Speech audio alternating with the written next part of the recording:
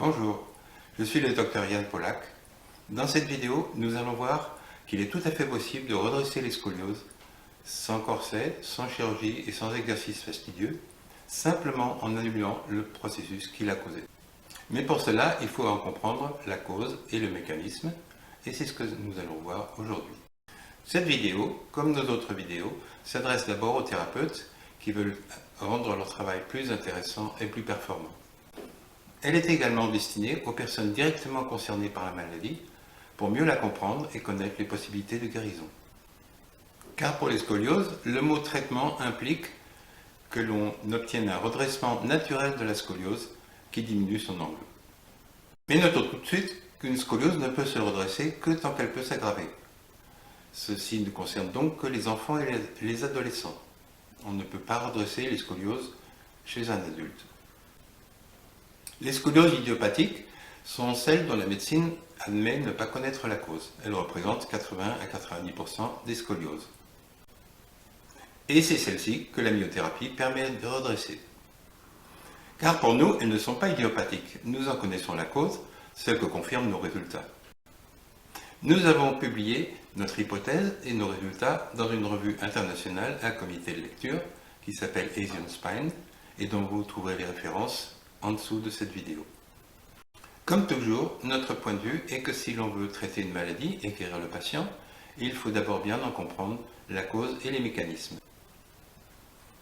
Nous savons par la pratique que si un muscle tonique du cou, un muscle de maintien de la posture, est étiré brusquement, sa contraction réflexe est telle qu'elle a tendance à perdurer indéfiniment. C'est ce qu'on appelle une contracture. Et les contractures sont la cause de la plupart des déformations et des douleurs de l'appareil locomoteur. Une fois installées, elles ont tendance à perdurer indéfiniment. Elles n'ont aucune tendance à cesser.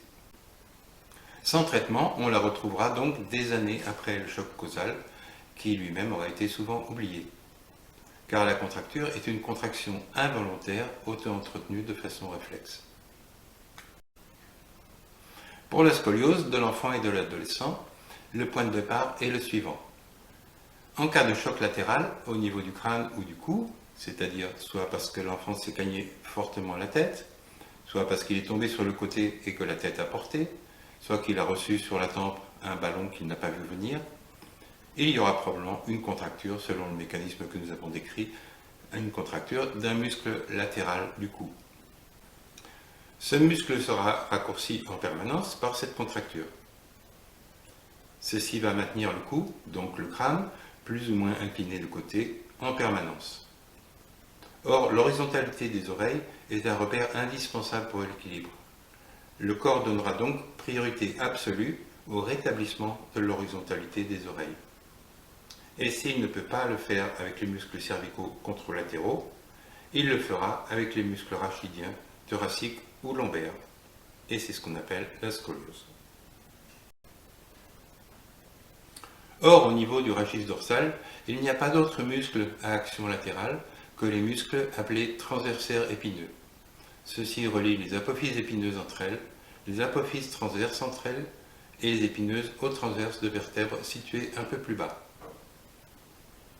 Leur contraction unilatérale provoque une inclinaison latérale, un rapprochement des épineuses et une rotation des vertèbres. Ce que nous décrivons là est très exactement les composantes de la déformation de la scoliose. Le point de départ est donc la perte d'horizontalité des oreilles, donc des vestibules. La scoliose n'est que la réaction du corps pour tenter de rétablir cette horizontalité. La notion d'horizontalité des oreilles est capitale. Tous les animaux la respectent pour conserver leur équilibre, quelle que soit leur position par ailleurs. Il en va de même pour l'être humain. Cependant, même la scoliose n'est pas toujours totalement efficace pour rétablir l'horizontalité des oreilles. Les 2/3 des enfants et adolescents scoliotiques ont, malgré leur scoliose, encore un trouble de l'équilibre avec dysfonctionnement vestibulaire. Ce qui montre bien que le problème se situe là. Le mécanisme de la scoliose est donc simple. Première étape, il y a un choc violent latéral au niveau du cou ou du crâne. Deuxième étape, ceci provoque éventuellement une contracture qui incline en permanence le rachis cervical latéralement, d'où inclinaison du crâne et des oreilles et altération des repères de l'équilibre.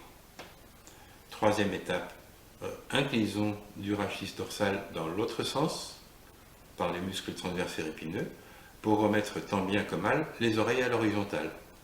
Et enfin, contre-inclinaison lombaire pour remettre la tête au-dessus des pieds.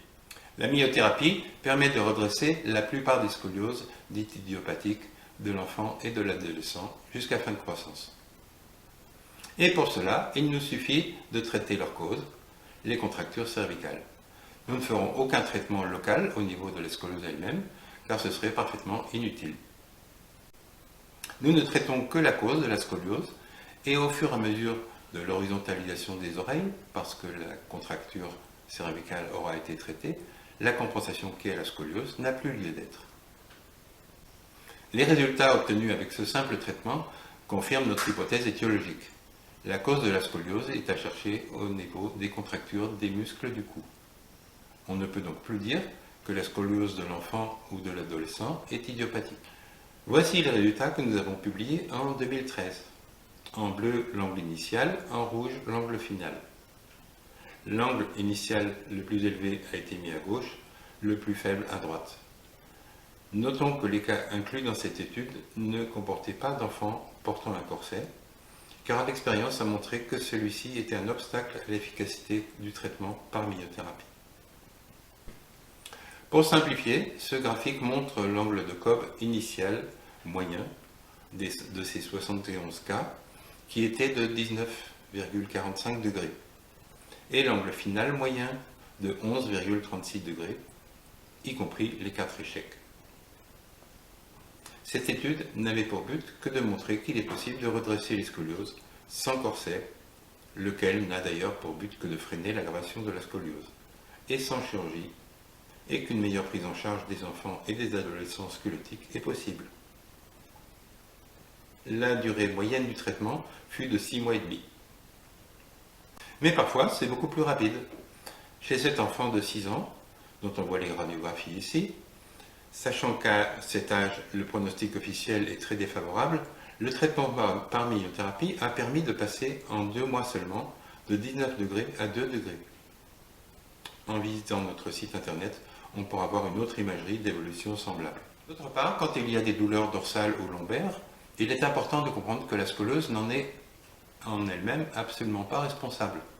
C'est ce qui a créé la scoliose d'une part qui crée les douleurs d'autre part. Celles-ci sont donc parfaitement réversibles par myothérapie, y compris chez l'adulte. En conclusion, nous dirons que la compréhension de la scoliose est tout simplement une histoire de bon sens. Qu'est-ce qui pourrait bien tordre une colonne vertébrale à part des muscles? Galien, célèbre médecin du IIe siècle après Jésus-Christ, l'avait déjà compris, mais cela semble avoir été bien oublié depuis. Espérons que cette vidéo permettra de faire bouger les lignes. Voilà donc pour l'essentiel. Pour en savoir plus, je vous recommande de consulter notre site internet indiqué sous cette vidéo. J'espère que celle-ci vous aura été utile, et si c'est le cas, n'hésitez pas à me laisser un commentaire. Vous pouvez aussi regarder mes autres vidéos, et comme plusieurs vidéos vont suivre, n'oubliez pas de vous abonner. Et si vous êtes kinésithérapeute, médecin ou ostéopathe, et que notre façon d'aborder les problèmes de l'appareil locomoteur vous parle, j'espère avoir le plaisir de faire votre connaissance lors de mes formations pratiques. Au revoir.